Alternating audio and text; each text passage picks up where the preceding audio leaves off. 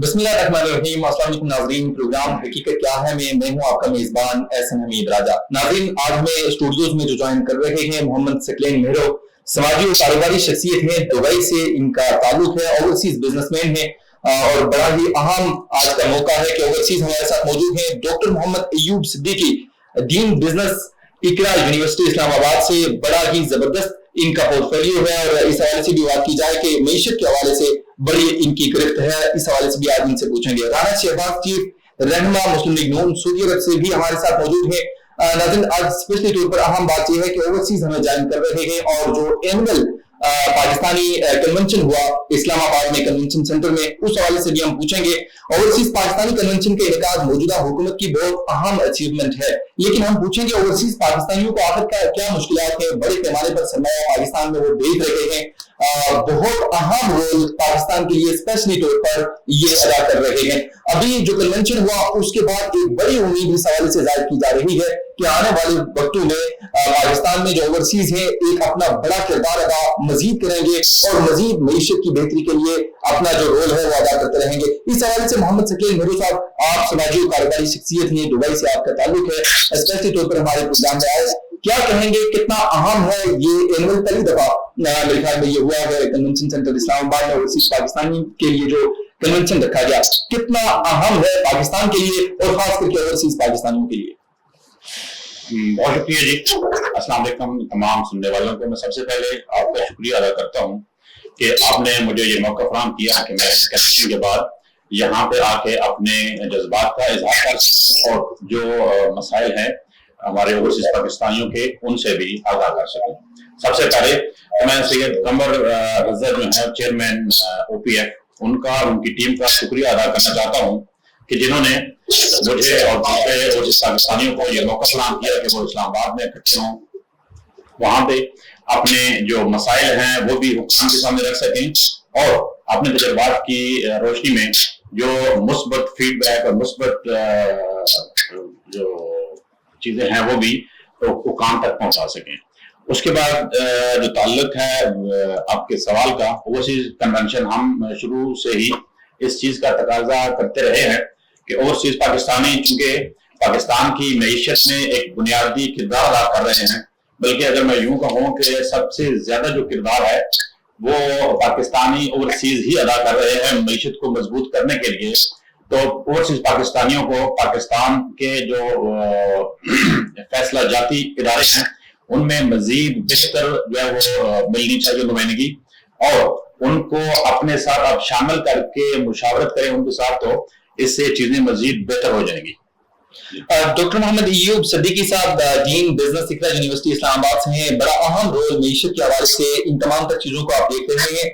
सबसे पहले तो इस हवाले से कहिएगा कि पाकिस्तान की जो मईशत के हवाले से मस्बत जो इशारे मिल रहे हैं कितना अहम है मजीद आगे बढ़ने के लिए? क्या डेफिनेटली जिस तरह पॉलिटिकल क्राइसिस चल रहा है उसके बावजूद गवर्नमेंट अच्छे तरीके से तमाम तर चीजों को करने जा रही है और एक एम भी है इस हवाले से कि हम अच्छे तरीके से चीजों को लेकर चले, क्या समझते हैं कितना अहम है ओवरसीज के लिए ये तमाम तर चीजें करना? और क्योंकि ओवरसीज के हवाले से ये कहा जाता है कि ओवरसीज पाकिस्तान की मईशत में एक रेत चढ़ने की हैसियत रखते हैं, आपका क्या ख्याल है इस हवाले से? जी बहुत शुक्रिया। सबसे पहले तो आपके सामने नाजरीन को अस्सलाम वालेकुम। ओवरसीज पाकिस्तानी मैं एग्जांपल दूंगा दुनिया के 3 कंट्रीज की कि ओवरसीज जो होते हैं या डायस्पोरा जिसको हम कहते हैं टेक्निकली इकोनॉमिक्स में, इनका क्या इंपॉर्टेंट रोल होता है। मिसाल के तौर पे सबसे पहला जो top of the list Israel की आप स्ट्रेंथ देख रहे हैं, उसकी टेक्निकल स्ट्रेंथ देख रहे हैं, उसकी एग्रीकल्चर टेक्नोलॉजी बाकी चीजें, मतलब number of long list of advancement, इसमें सारा कंट्रीब्यूशन जो है वो डायस्पोरा का है, जिन्होंने इसराइल को बनाया, जिन्होंने इसराइल में टेक्नोलॉजी ट्रांसफर की, जिन्होंने अपने ग्रुप बनाए, जिन्होंने एक पोटेंशियल कंट्रीब्यूशन किया, पॉलिटिकल एडवोकेसी की, डिप्लोमेसी में बहुत हेल्प किया। इसी तरह एजुकेशन कैपेसिटी बिल्ड की, दुनिया के टॉप के जर्नल जो है वो इसराइल से निकलते हैं। इसी तरह आप इंडिया को देखें, इंडिया का जो डायस्पोरा है उन्होंने भी एक बहुत इंपॉर्टेंट रोल प्ले किया है। तीसरे नंबर पे आप आ जाए, ये जो है फिलीपीन, उसने भी एक बहुत इंपॉर्टेंट रोल प्ले किया है। मैं स्पेसिफिकली इनके जो कंट्रीब्यूशन है वो आपको बताऊंगा मुख्तसरन, क्योंकि आपका प्रोग्राम जो है वो काफी टाइम न ले ले। इसमें इजराइल ने जो स्लोगन था जो इन्होंने बनाया वो ये था कि स्टार्टअप नेशन के नाम से। इसी तरह फिलिपाइन ने जो किया वो tax free shipment of goods का नारा लगाया। इसी तरह इंडिया ने आईटी से रिलेटेड जितने बेनिफिट्स इन्होंने टारगेट किया, दुनिया की टॉप क्लास आईटी कंपनीज में अपने इंडिविजुअल्स को एम्प्लॉय किया और फिर ये अपने कंट्री के साथ कांटेक्ट में रहे। और अब इस वक्त एक बहुत बड़ी जो टेक्निकल लेबर है वो इंडिया से जाती है। तो ये तीन दुनिया की टॉप की एग्जांपल्स हैं, इसराइल, इंडिया और फिलीपींस। तो आप देख रहे हैं कि इस वक्त इंडिया एशिया के अंदर जो है वो चाइना के बाद दूसरी सबसे बड़ी इकोनॉमी बनने जा रहा है। इसी तरह फिलीपीन को देख लें, वियतनाम ने भी एक बहुत सिग्निफिकेंट कंट्रीब्यूशन जो है वो अपना एस्टेब्लिश किया है। तो इनमें आखिर क्या करते हैं ओवरसीज और जो हमारा जो डायस्पोरा जो बाहर जो कंट्रीब्यूशन कर सकते हैं, मैं आपको मुख्तसर बताऊंगा कि मिसाल के तौर पे ये जो कंट्रीब्यूशन कर सकते हैं, एक तो फाइनेंशियल सपोर्ट और रिसोर्सेज में, यानी फंड रेजिंग, इन्वेस्टमेंट, फिलैंथ्रोपी, दूसरे नंबर पे ह्यूमन कैपिटल एंड एक्सपर्टीज, यानी जो साइंटिस्ट हैं, इंजीनियर्स हैं, एकेडमिक्स के लोग हैं, जो स्किल्ड प्रोफेशनल्स हैं, जो पाकिस्तानी बाहर काम कर रहे हैं, ये यूनाइटेड होके पाकिस्तान के लिए एक बहुत बड़ा टेक्नोलॉजी ट्रांसफर का और स्किल्ड लेबर का, जिसको हम कहते हैं, देखिए मैं आपको बताऊं कि एक होता है ब्रेन ड्रेन और एक होता है रिवर्स ब्रेन ड्रेन और फिर रिवर्स ब्रेन ड्रेन। तो पाकिस्तानियों के अंदर हमारी एक रिसर्च है, मैंने एक पीएचडी थीसिस लिखवाया तो इस पे, तो पाकिस्तानी जो बाहर काम करते हैं, अनफॉर्चुनेटली जब वो यहाँ आते हैं तो वो यहाँ पे एडजस्ट नहीं कर पाते बिकॉज ऑफ द अनफ्रेंड जो उनको यहाँ पे इन्वेस्टमेंट और उनकी जो कम्युनिटी डेवलपमेंट और जो इन्वेस्टमेंट की प्रोग्रेस और डेवलपमेंट के प्रोजेक्ट्स जो उनको नहीं मिलते, तो अल्टीमेटली वो वापस चले जाते हैं। फिर वहां पे वो सोचते हैं कि जाके कोई कंट्रीब्यूट करें, फिर तो इसको कहते हैं ब्रेन ड्रेन, फिर रिवर्स ब्रेन ड्रेन। तो ये सिलसिला जारी है। तो इसको कैसे रोका जाए? जिस तरह मैंने बताया कि एक पॉलिटिकल एडवोकेसी, एक डिप्लोमेसी का एक मॉडल है कि आप हमारे जो बाहर ओवरसीज हैं इनको एक पॉजिटिव माइंड के साथ पाकिस्तान की जो है डिप्लोमेसी करनी चाहिए, एडवोकेसी करनी चाहिए, क्योंकि इनका एक बहुत सिग्निफिकेंट कंट्रीब्यूशन है बहुत सारे सेक्टर्स में, जिस तरह के बाकी कंट्रीज ने किया है। इसराइल की मैंने मिसाल दी, इंडिया की मिसाल दी, आप देखेंगे ये लॉबिंग फर्म्स होती हैं वहां पे इनका बहुत इंपॉर्टेंट रोल है। अगर ये नेगेटिव अनफॉर्चुनेटली पिछले कई महीनों से रोल प्ले कर रहे हैं, तो ये पॉजिटिव रोल प्ले करने वाले भी बहुत सारे लोग हैं, लेकिन उनको जाहिर है एजुकेट करने की जरूरत है, उनके साथ कॉन्टेक्ट में रहने की जरूरत है। एक बहुत बड़ा अच्छा एक इनिशिएटिव जो गवर्नमेंट ने लिया अभी रिसेंटली लास्ट वीक, जिसमें प्राइम मिनिस्टर और बाकी जो हमारे टॉप लीडरशिप इन्होंने खिताब भी किया, मेरा ख्याल है उसको फॉर्मलाइज करने की जरूरत होगी। उनको एक मुख्तलिफ किस्म की बॉडीज, मुख्तलिफ फोरम, कोई हर्ज नहीं है कि हम स्टार्टअप नेशन के तौर पे हम अपने आप को उनके इस फोरम पे हम उनको डेवलप करें, उनको ऑर्गेनाइज करें, जिसकी वजह से वो यहाँ पे एक बहुत बड़ा कंट्रीब्यूशन दे सकते हैं। राना शहबाज चीफ का रहनुमा मुस्लिम लीग नून सऊदी अरब से आप भी हमारे साथ आज के प्रोग्राम में मौजूद हैं। राना साहब, मैं आपसे पूछूंगा ओवरसीज पाकिस्तानियों को मजीद सरमायाकारी के लिए किन बुनियादी सेक्टर को फोकस करना होगा और कितना अहम समझते हैं ये जो कन्वेंशन सेंटर में ओवरसीज पाकिस्तानी कन्वेंशन हुआ, कितनी सरमायाकारी इससे पहले भी डेफिनेटली ओवरसीज की जाने से की जा रही है? जिस तरह डॉक्टर मोहम्मद अयूब सिद्दीकी साहब ने कहा कि बहुत सारी कंट्रीज ऐसी हैं कि जो एक रोल मॉडल के तौर पर वो भी पेश की उन्होंने। हम पैरेलल साइड पे अगर देखें तो किस तरह हम मजीद जो सरमायाकारी है वो पाकिस्तान में लेके आ सकते हैं और मईशत में मजीद किरदार अदा कर सकते हैं? जी बहुत शुक्रिया राजा साहब।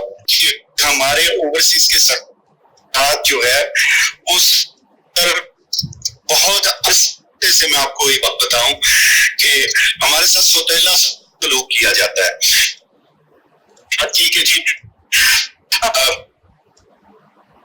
यहाँ पे उनके साथ क्या होता है, ज्यादातर तो उनके साथ फ्रॉड हो जाता है, क्योंकि वो इस मुआशरे में तो वो जहाँ वहाँ पे सर अगर आप ट्रेवल कर रहे हैं, राना साहब आपकी आवाज सही नहीं आ रही, आप अगर ट्रेवल कर रहे हैं गाड़ी की रोक लें क्योंकि आपकी आवाज बिल्कुल भी नहीं आ रही।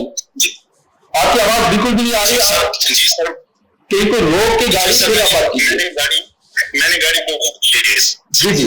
اچھا, تو یہ ہے ہمارے جو ہے جن کنٹری سے آتے ہیں تو وہاں پہ آپ کو پتا ہے ہونیسٹی ہے, لوگ ایک دوسرے پہ ٹرسٹ کرتے ہیں کاروبار پہ.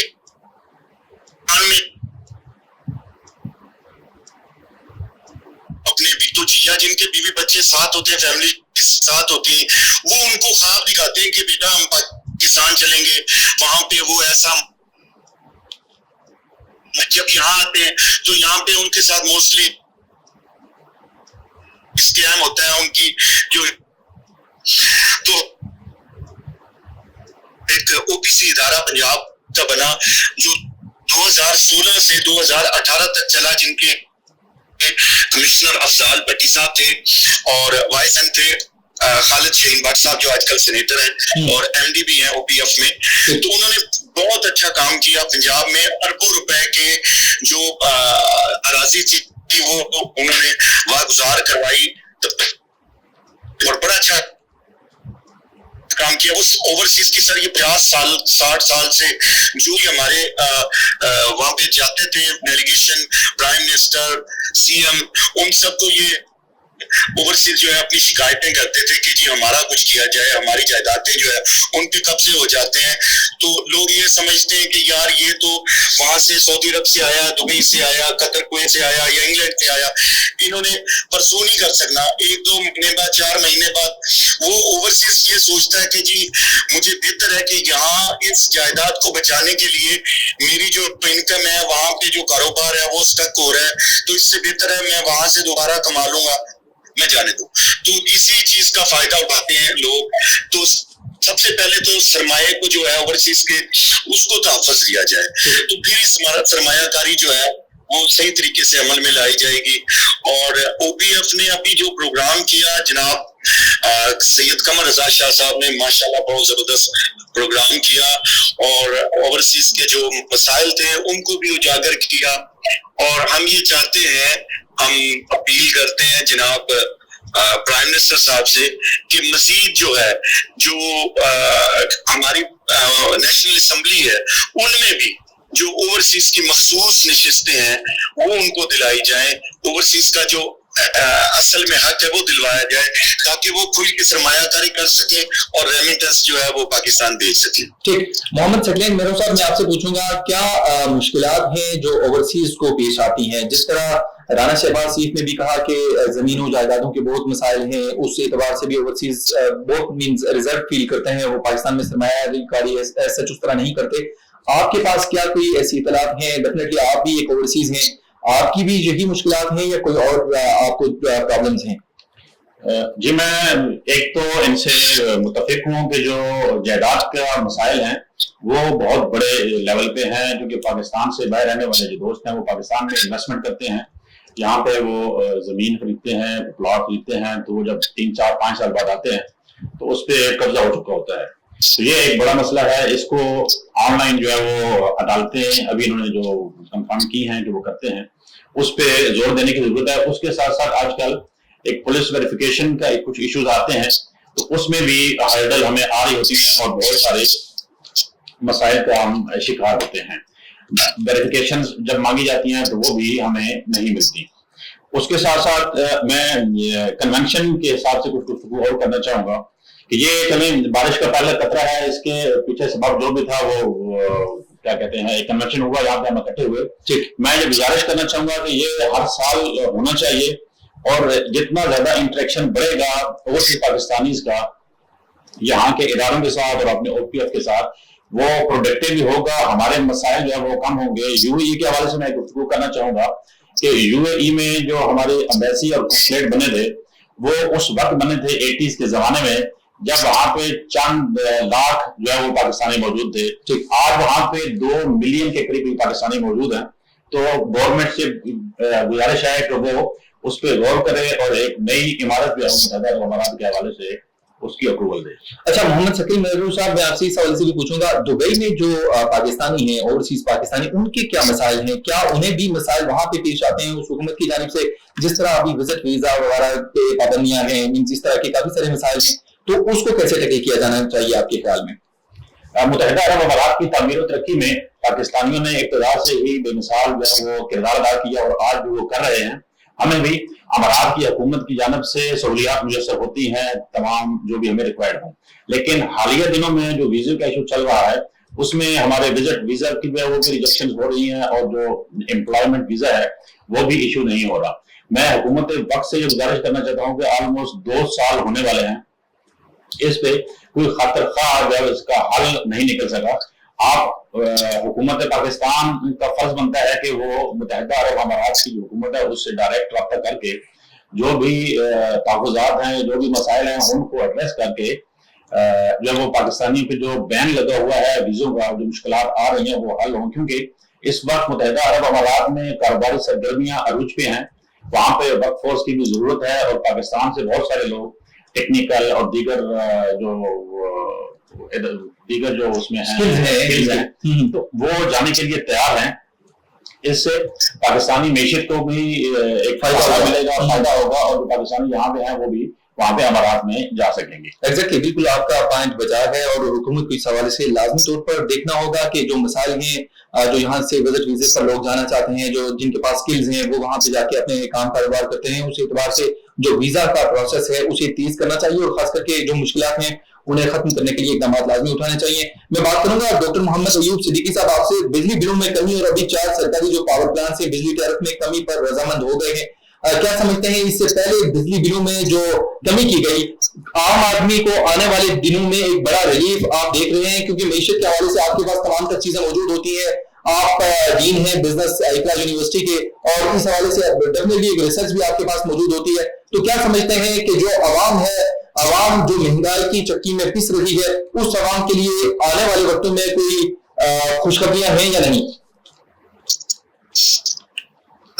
जी बिल्कुल, देखें जो यूटिलिटी बिल्स हैं, जो हाउस रेंट के बाद एक सबसे बड़ा एक्सपेंडिचर जो है बजट में से वो यही यूटिलिटी बिल्स होते हैं, गैस और बिजली का बिल आता है। तो गवर्नमेंट ने इस लिहाज से तो एक अच्छा स्टेप लिया है, तकरीबन ₹8.25 के करीब रिलीफ दिया है। यकीनन इससे कॉस्ट ऑफ लिविंग पे असर पड़ेगा, पॉजिटिव इम्पैक्ट होगा, कॉस्ट ऑफ लिविंग डिक्रीज करेगी और इस तरह से जो उनका जो पी यानी पाकिस्तान में इस वक्त अगर मैं आपके साथ नंबर शेयर करूं तकरीबन कुछ 6% सेविंग है, जो कि बहुत ही डिसमल है, बहुत ही परेशान कौन है। तो यानी ये हमारी कौमी सेविंग है।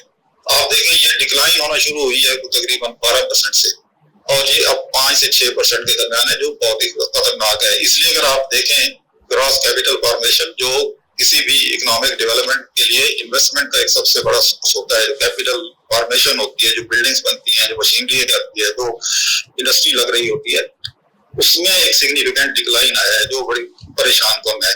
इसी तरह जब सेविंग रेट कम है, जब ये GFC जो हमारा ग्रॉस फिक्स कैपिटल फॉर्मेशन है वो लोअर साइड के ऊपर है, फिर दूसरी तरफ आपके जो फॉरेन डायरेक्ट इन्वेस्टमेंट है वो तकरीबन कोई $2 बिलियन से भी कम है, जो बहुत खतरनाक हद तक कम है। तो ये इसको यकीनन इसको ठीक करने की जरूरत है। लेकिन मैं आपके साथ ना ये डायस्पोरा की दोबारा एक बात करूंगा जो बहुत इंपॉर्टेंट है कि हम जो अभी तक चलाते रहे हैं डायस्पोरा और पाकिस्तानी की जो रेफरेंसेस हैं, ये हमारे एक्सपोर्टर जो कमा के दे रहे हैं ये उससे भी ज्यादा रकम है। $30 बिलियन से ज्यादा की रकम जो है वो यकीनन आपके एक्सपोर्टर, जिनकी हम गवर्नमेंट जो है वो हर किस्म के नाज नखरे उठाती है, जिन्होंने पिछले साल तकरीबन कोई $85 बिलियन का कर्ज दिया है, अपना टैक्स दिया है सिर्फ, और जबकि जो आपकी सैलरीड क्लास है उनकी कोई $350 बिलियन से भी ज्यादा कंट्रीब्यूशन है। इसी तरह जो आपके रिटेलर है उन्होंने कोई $15-16 बिलियन का।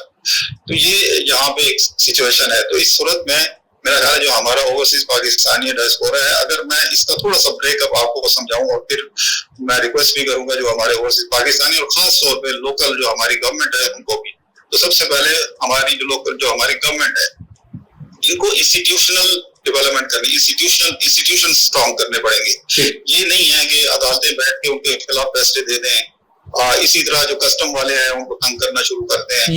ये हमारे सरकत राज है, उससे ही बात वहां पे की गई, क्योंकि $30 बिलियन से ज्यादा जो आपको सपोर्ट कर रहे हैं ये कोई मामूली रकम नहीं है।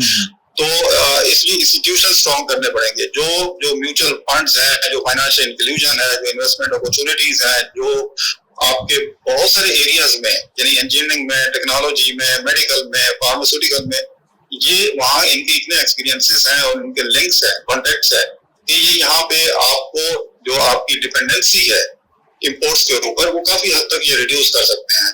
اس میں تھوڑا سا میں آپ کو اس کی ڈیٹیل مزید لے کے جاؤں گا. سعودی عرب سے سب سے زیادہ ہمیں ریمیٹنسز آ رہے ہیں، یو اے ای سے، یعنی یہ مڈل ایسٹ یا آپ گلف اسٹیٹس ہیں. زیادہ تر جو ہماری لیبر یہاں پہ جاتی ہے وہ سیمی اسکلڈ ہوتی ہے یا انسکلڈ ہوتی ہے، تو اس لیے ان کی اس طرح سے کمائی تو اتنی نہیں ہوتی، لیکن وہاں پہ کیونکہ جو ان کی ریگولیشنز ہیں امیگریشن کے وہ ایسے ہیں کہ ان کو پیسے یہاں پہ بھیجنے پڑتے ہیں. لیکن یورپ میں اور امریکہ میں کیونکہ وہاں کی ریگولیشن ایسے ہیں کہ وہاں پہ اپرچونیٹیز ہیں، جو لوگ وہاں پہ کام کر رہے ہیں وہ انویسٹمنٹ اپرچونیٹیز بھی ان کے پاس وہاں پہ موجود ہیں. تو اگر یہاں پہ انسٹیٹیوشنز آپ اسٹرانگ کرتے ہیں تو یہی لوگ وہاں کے ایکسپیرینس سے یہاں آپ کے ساتھ شیئر کر سکتے ہیں.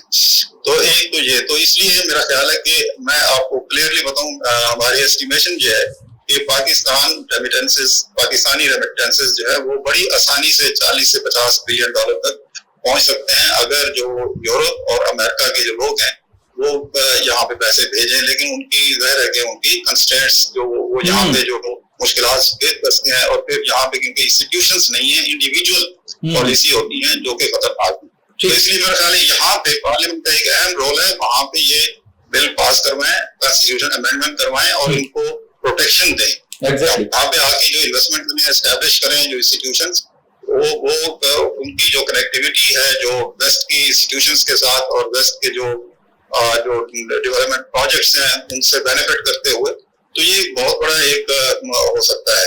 تو اس لیے ہم جو ابھی ڈیپینڈ کر رہے ہیں انفارچونیٹلی گلف اسٹیٹس کے جو ہمارے دوست ہیں اوورسیز، ان کی آمدن کے اوپر ہم ڈیپینڈ کر رہے ہیں. یہ سچویشن کوئی اتنی فیوریبل نہیں ہے، اس کے اوپر چاہیے. اور وہ لوگ جو ویسٹ میں ہیں اور ان کو کسی طرح انکریج کر کے یہاں پہ انویسٹمنٹ کے لیے آمادہ کیا جائے. ڈاکٹر صاحب آپ کا پوائنٹ آ گیا. رانا شہباز صاحب آپ سے اس حوالے سے پوچھوں گا. ایک تو جس طرح قانون سازی کے حوالے سے بات کی گئی، قانون سازی تو ڈیفینیٹلی ہونی چاہیے. جو آپ کے مسائل ہیں جائیداد کے حوالے سے جس طرح آپ نے بات کی، اوورسیز کے تمام جتنے بھی مسائل ہیں انہیں خوش اسلوبی سے حل کرنا چاہیے. میں سعودی عرب کے حوالے سے بھی بات کروں گا کیونکہ سعودی عرب میں بھی جو وہاں پہ ورکرز ہیں پاکستانی اوورسیز، ان کے لیے بڑی مشکلات ہوتی ہیں. تو کیا کہیں گے حکومت وقت کو، اور کیسے یہ تمام تر جو مسائل ہیں اوورسیز کے لیے ان کو کیسے حل کیا جا سکتا ہے؟ آپ کی طرف سے کیا ریکمنڈیشن ہے؟ جی ماشاءاللہ جو ڈاکٹر صاحب نے بات کی ہے بڑی خوبصورت بات کی ہے اور میں اس بات سے ایگری کرتا ہوں. راجہ صاحب معاملات یہ ہیں کہ جو مغربی ممالک ہیں اس میں یورپ ہے، امریکہ ہے، انگلینڈ ہے، وہاں کے لوگ جو ہیں وہ ان کی فیملیز وہاں ہیں، ان کا مستقبل جو ہے وہ وہیں پہ ہے. تو وہ ان کی یہاں پہ اگر کوئی رشتہ دار عزیز و اقارب ہے تو وہ ایک مخصوص حصہ جو ہے وہ ریمیٹنس کی شکل میں پاکستان بھیجتے ہیں. یہ جو مڈل ایسٹ کنٹری میں ہے وہ سب سے زیادہ ہمارے سعودی عرب سے ریمیٹنس آتے ہیں. دبئی ہے، مسقط ہے، عمان ہے، اپنا بحرین ہے، قطر ہے، کویت ہے. ان ملکوں میں ان کی جو ہے تمام فیملیز بھی پاکستان میں ہیں اور ان کا مستقبل بھی پاکستان میں ہے. اگر وہ وتھ فیملی بھی گئے ہوئے ہیں تو انہیں پتہ ہے کہ ہم نے 2 سال 5 سال 10 سال جو ہے یہاں پہ رہنا ہے، ہمارا جو ہے وہ آخری قیام جو ہے وہ پاکستان ہی ہے.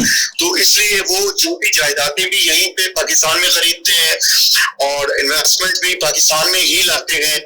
تو اس لیے اس میں ضرور قانون سازی ہونے کی چاہیے. میں نے تو پہلے بھی کہا تھا کہ اس میں جو اوورسیز کا کوٹا ہے نیشنل اسمبلی میں وہ منظور ہونا چاہیے تاکہ ہمارے پارلیمنٹ کے ممبر بنے، ان کا مخصوص نشستوں پہ بیٹھے، قانون سازی ہو. تو پھر قانون سازی وہ پرو اوورسیز ہوگی، کیونکہ جب اوورسیز کی کوئی نمائندگی کرنے والا اسمبلی میں نہیں ہوگا تو سر کیسے ہوگا؟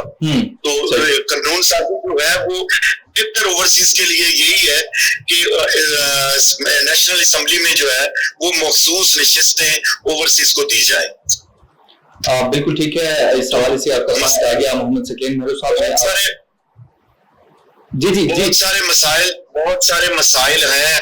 بہت سارے مسائل ہیں جو حکومت وقت ہے ان کو حل کرنے کی ضرورت ہے. وہ وقتاً فوقتاً جو ہے ہم لوگ بھی بتاتے رہتے ہیں اور جو جہاں پر اوورسیز ہیں وہ اپنی آواز بلند کرتے رہتے ہیں. اور یہ مسلم لیگ نون کی حکومت ہے، الحمدللہ یہ جب بھی اقتدار میں آئی ہے انہوں نے اوورسیز کا خیال کیا ہے، اور بلکہ جنہوں نے اوورسیز کے نام پہ ووٹ لیا تھا انہوں نے 3.5-4 سال جو ہے وہ اوورسیز کو لولی پاپ بھی دیتے رہے ہیں، کوئی کام نہیں کیا۔ بلکہ 2020 میں جب کرونا تھی، آپ یقین کریں اوورسیز جو ہے وہ بالکل بے یار و مددگار بیٹھے تھے، یہاں سے فلائٹیں جاتی تھی وہاں سے خالی فلائٹیں آ رہی تھی، لیکن اس وقت کی جو حکومت تھی انہوں نے اوورسیز کی بالکل کوئی داد رسی نہیں کی۔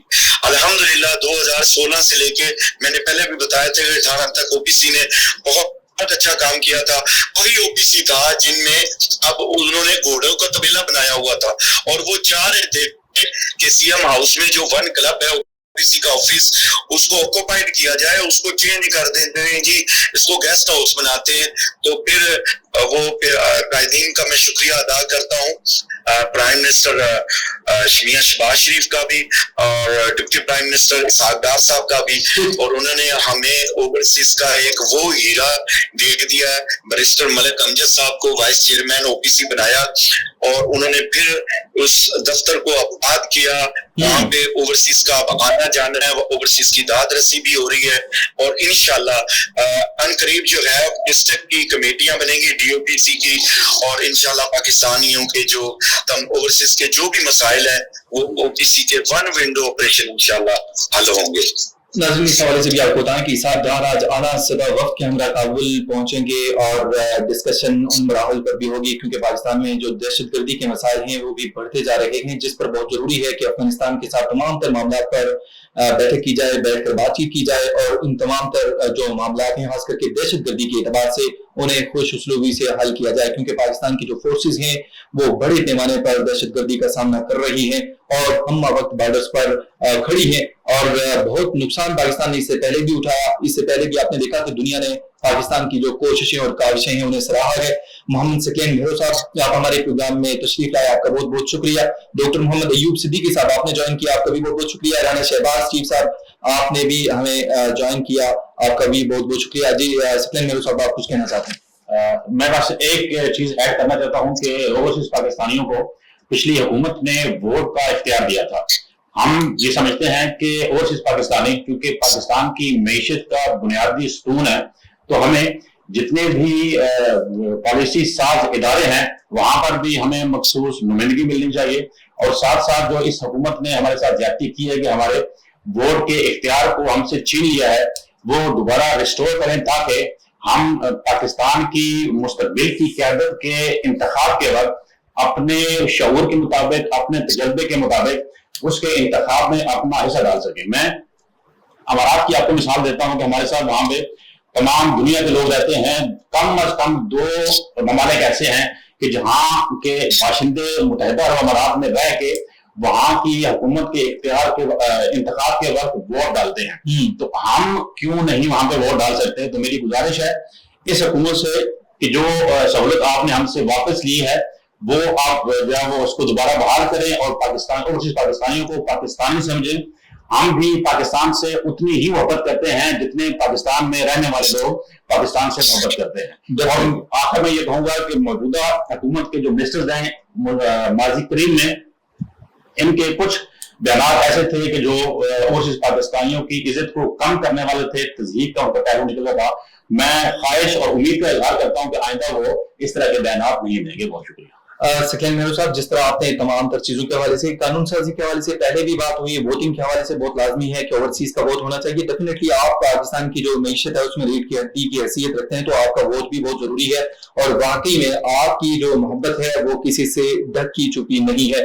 ناظرین آج کے پروگرام سے اتنا ہی، پروگرام کے حوالے سے فیڈ بیک لازمی دیجیے گا۔ اللہ نگہبان۔